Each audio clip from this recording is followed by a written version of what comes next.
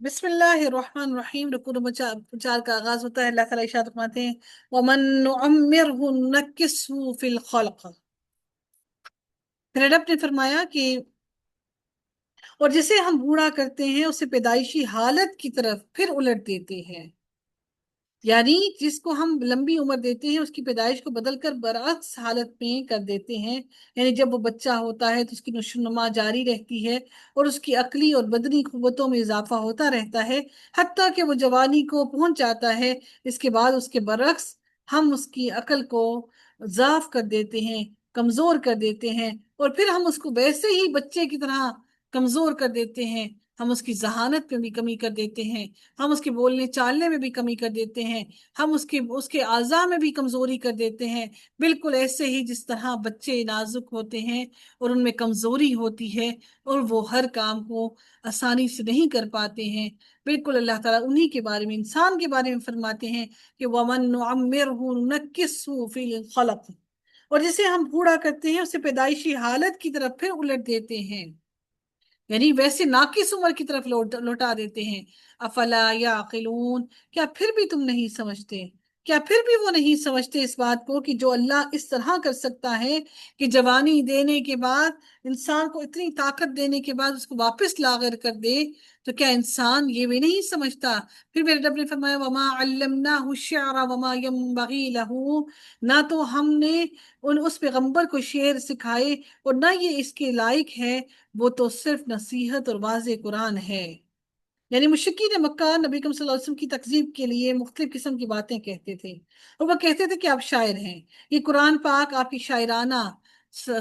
شاعرانہ کلام ہے، یا آپ یہ شاعری کرتے ہیں اور یہ شاعرانہ کلام ہے آپ کا، تو اللہ تعالیٰ نے اس کی نفی فرمائی ہے کہ آپ شاعر نہیں ہیں۔ یہ قرآن شعری کلام کا مجموعہ نہیں ہے، بلکہ یہ صرف و صرف نصیحت ہے۔ شاعری کے اندر در حقیقت ہوتا کیا ہے کہ اس میں کہانیاں گھڑی ہوتی ہیں، مایوسی ہوتی ہے، تخیلات کی زندگی ہوتی ہے، خواب و خیالی میں زندگی بسر ہو رہی ہوتی ہے، اور شاعری زیادہ تر جھوٹ پر مبنی ہوتی ہے، جبکہ قرآن مجید کے اندر کوئی بھی بات من گھڑت نہیں، کوئی بھی افسانہ نویسی نہیں،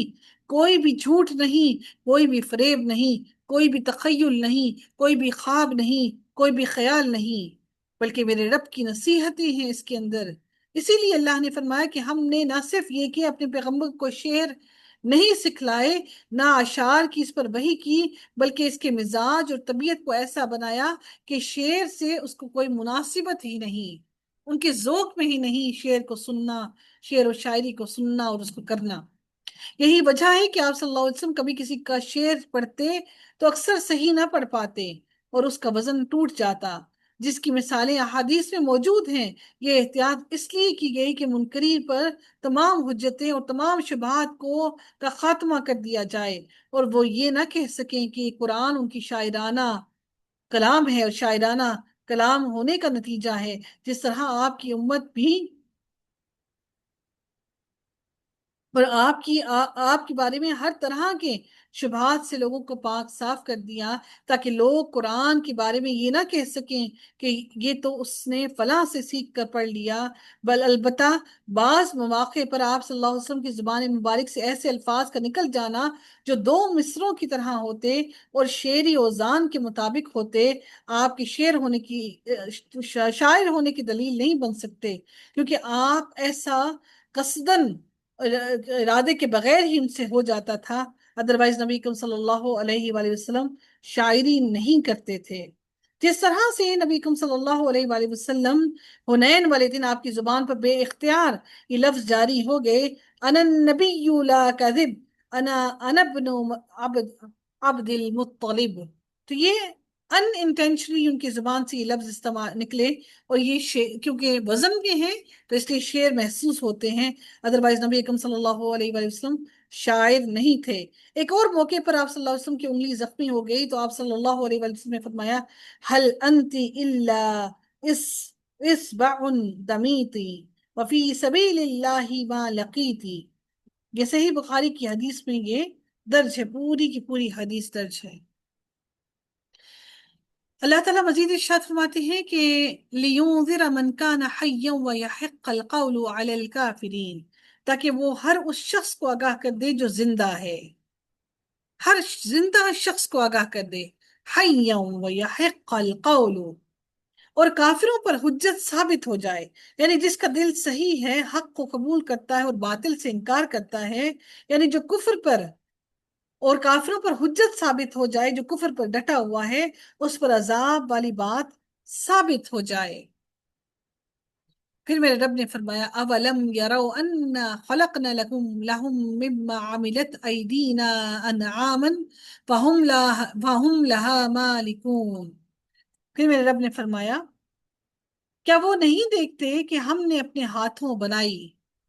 کیا وہ نہیں دیکھتے اولم یروا انا خلقنا لهم مما عملت ایدینا، کہ ہم نے اپنے ہاتھوں سے بنائی ہوئی چیزوں میں سے ان کے لیے چوپائے بھی پیدا کر دیے ہیں جن کے یہ مالک ہو گئے ہیں،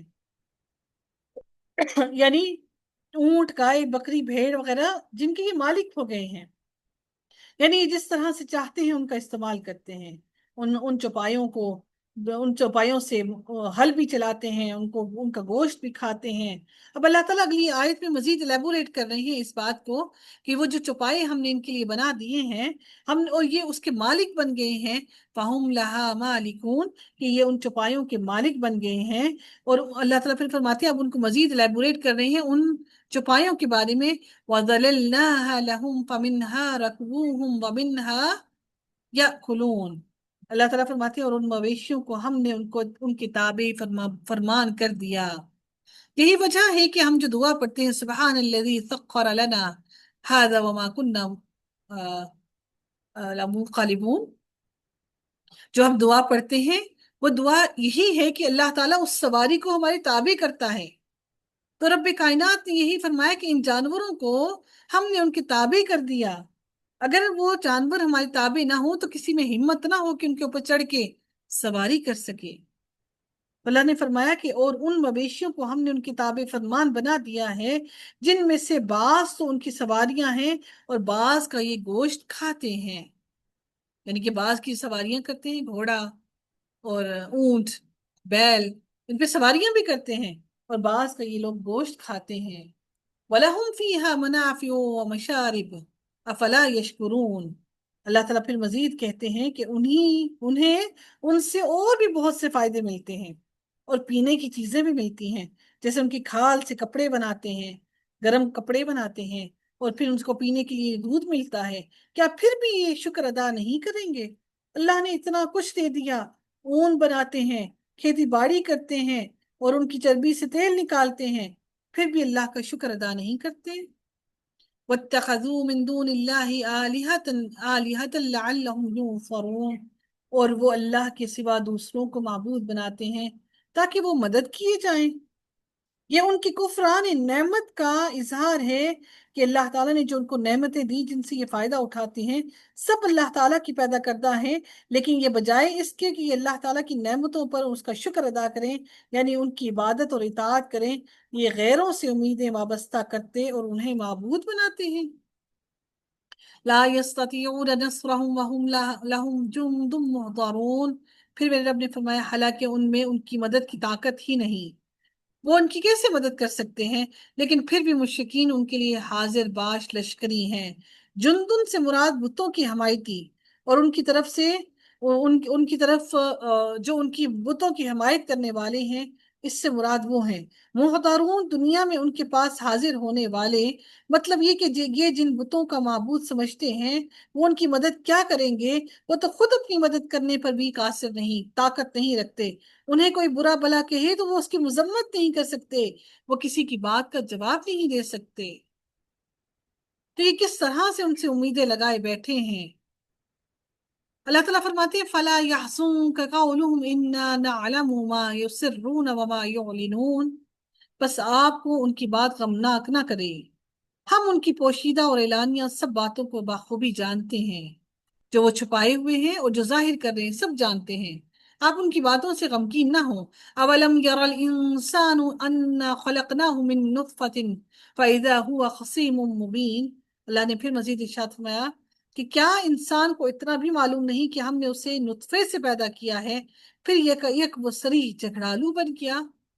جس طرح نطفہ بہت تیزی سے نکلتا ہے، اسی طرح سے انسان کی جذبات بھی اتنی ہی تیزی سے اس کے دل سے نکل کر اس کے دماغ کو اس کا دماغ کھولنے لگتا ہے۔ یہاں پر یہی بات کی گئی کہ اللہ تعالیٰ انسان کو کہتے ہیں کیا وہ نہیں دیکھتا کہ ہم نے انسان کو نطفے سے پیدا کیا، اور وہ جیسے ہی نطفے سے پیدا ہوا، پیدا ہوتے ساتھ ہی وہ یکایک جیسے ہی پیدا ہوا تو جھگڑالو بن کر پوری زمین میں پھرتا ہے۔ اپنی پیدائش کو دیکھیں کہ کتنی حقیر ترین گندی ترین چیز سے اس کو پیدا کیا گیا ہے، اس کے باوجود وہ خود کو تمنگری دکھا کر اور زمین پر فسادی بن کر گھومتا ہے۔ وَضَرَبَ لَنَا مَثَلًا وَنَسِيَ خَلْقَهُ، اور اس نے ہمارے لیے مثال بیان کی اور اپنی اصل پیدائش کو بھول گیا۔ قَالَ مَن يُحْيِي الْعِظَامَ وَهِيَ رَمِيمٌ، وہ مثال اللہ کو بتا رہے ہیں۔ کیا کہہ رہے ہیں اللہ کو؟ اپنی اصلیت کو بھول کر کہنے کیا لگے ہیں؟ اللہ کو بتا رہے ہیں، کہنے لگے ان گلی سڑی ہڈیوں کو کون زندہ کر سکتا ہے؟ قل، اے نبی آپ ان کو جواب دیجئے، کہیے ان کو، یحییھا الذی انشأھا اول مرہ، آپ ان کو جواب دیجئے کہ انہیں وہ زندہ کرے گا جس نے انہیں اول مرتبہ پیدا کیا۔ یعنی جو اللہ تعالیٰ ان کو ایک حقیر نطفے سے پیدا کرتا ہے، وہ دوبارہ اس کو زندہ کرنے پر پورا قادر ہے، اس کے لیے کوئی مشکل نہیں ہے۔ حدیث میں آتا ہے کہ ایک شخص نے مرتے وقت وصیت کی کہ مرنے کے بعد اسے جلا کر اس کی آدھی راکھ سمندر میں اور آدھی راکھ تیز ہوا والے دن خشکی میں اڑا دی جائے۔ اللہ تعالیٰ نے ساری راکھ جمع کر کے اسے زندہ فرمایا اور اس سے پوچھا تو نے ایسا کیوں کیا؟ اس نے کہا تیرے خوف سے، چنانچہ اللہ تعالیٰ نے اسے معاف کر دیا۔ پھر میرے رب نے مزید ارشاد فرمایا،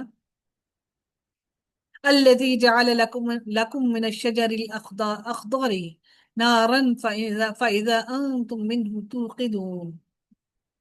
آپ جواب دیجئے کہ انہیں وہ زندہ کرے گا جس نے انہیں اول مرتبہ پہلی مرتبہ پیدا کیا ہے، جو سب طرح کی پیدائش کرنے کا بخوبی جانتا ہے۔ اللہ وہ ذات ہے جس نے تمہارے لیے سبز رنگ کے سبز درخت، یعنی کہ ہرے سرسبز درخت، سرسبز درخت سے آگ پیدا کر دی جس سے تم یکایک آگ سلگاتے ہو۔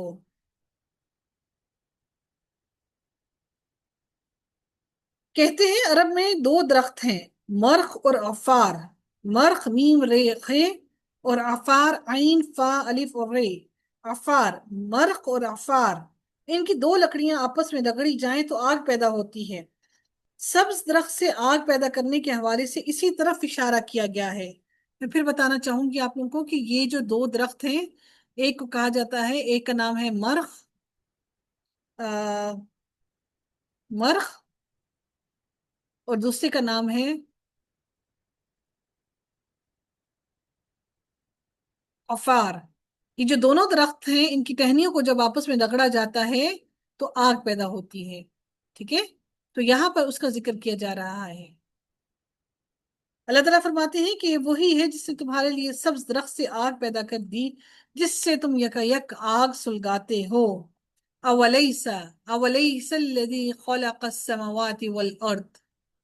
جس نے آسمانوں اور زمین کو پیدا کیا ہے، کیا وہ ان جیسوں کی پیدا کرنے پر قادر نہیں ہے؟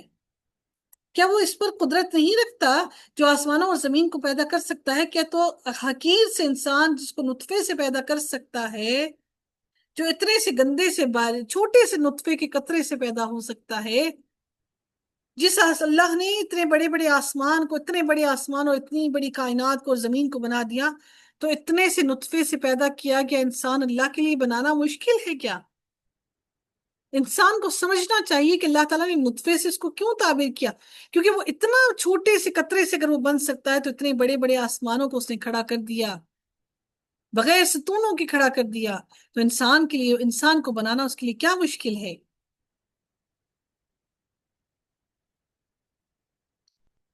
اور وہی تو پیدا کرنے والا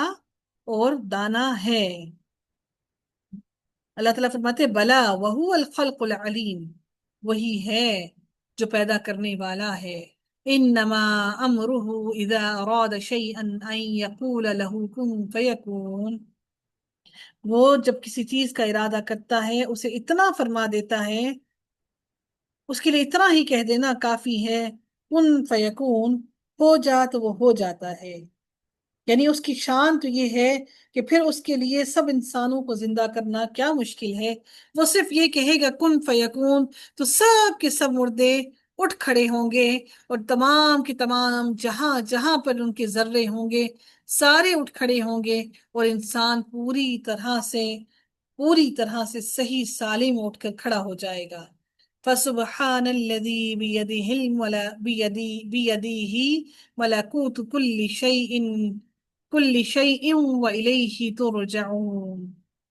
بس پاک ہے وہ اللہ جس کے ہاتھ میں ہر چیز کی بادشاہت ہے، اور جس کی طرف تم سب کے سب لوٹائے جاؤ گے۔ ملک اور ملکوت دونوں کے ایک ہی معنی ہیں۔ بادشاہی جیسے رحمتن اور رحاموتن، رحبتن اور رحابوتن، جبرن اور جباروتن وغیرہ، تو اس لیے یہاں پر دونوں کے ایک ہی معنی ہے، ملاکوتن بادشاہت کی۔ یعنی یہ نہیں ہوگا کہ مٹی میں رل مل جائے اور تمہارا وجود جب ختم ہو جائے تو اس کو اللہ تعالیٰ کے لیے وہ وجود واپس اٹھانا اور واپس اکٹھا کرنا مشکل ہوگا، بلکہ اللہ تعالیٰ کے لیے یہ بہت ہی آسان ہے۔ میرا رب صرف اور صرف جہاں اتنے بڑے تمہارے تمام کے تمام اعمال کو اس نے سیو کر رکھا ہے، لکھ رکھا ہے، تو اس کے لیے یقیناً یہ ہرگز مشکل نہیں کہ تمہیں وہ دوبارہ سے اٹھائے، اور تمہیں تمہاری قبروں سے اٹھا کر تمہیں واپس تمہاری اپنی اسی صورت میں لا کھڑا کرے۔ وآخر دعوانا ان الحمد للہ رب العالمین، صلی اللہ تعالی علی خیرہ خلقہ اجمعین برحمتک یا ارحم الراحمین۔ اللہ تعالیٰ سے دعا ہے کہ اللہ تعالیٰ ہم سب کی مغفرت فرمائے، اور اللہ تعالیٰ ہمارے آنے والی نسلوں کو سنوار دے، ہمارے والدین کی مغفرت فرمائے، تمام مومنین اور مومنات کی مغفرت فرمائے۔ اللہ تعالیٰ اہل فلسطین پر رحم فرمائے، ہمارے گھر والوں پر، ہمارے اہل و عیال پر رحم فرمائے۔ اللہ تعالیٰ ہماری کوتاہیوں کو، غلطیوں کو معاف کر دے، ہمارے گناہوں کو معاف کر دے، ہمارے کبیرہ اور صغیرہ گناہوں کو معاف کر دے، ہمارے اور ہمارے گناہوں کے درمیان میں ایک بہت لمبی سی دوری پیدا کر دے کہ ہم اپنے گناہوں کی طرف واپس پلٹ کرنا چاہ سکیں، ہمارا جو قدم اٹھے تو نیکی کی طرف ہی اٹھے۔ اللہ تعالیٰ ہمارے لیے نیکیاں کرنا آسان کر دے اور گناہوں کو کرنا مشکل بنا دے۔ رب کائنات ہم سب سے راضی ہو جائے، ہماری تمام کی تمام نیک اور صالح اعمال کو قبول فرما لے۔ وآخر دعوانا ان الحمد للہ رب العالمین، صلی اللہ تعالی علی خیرہ خلقہ اجمعین برحمتک یا ارحم الراحمین۔ سبحانک اللہم وبحمدک، نشہد لا الہ الا انت، نستغفرک ونتوب الیک۔ السلام علیکم ورحمۃ اللہ وبرکاتہ۔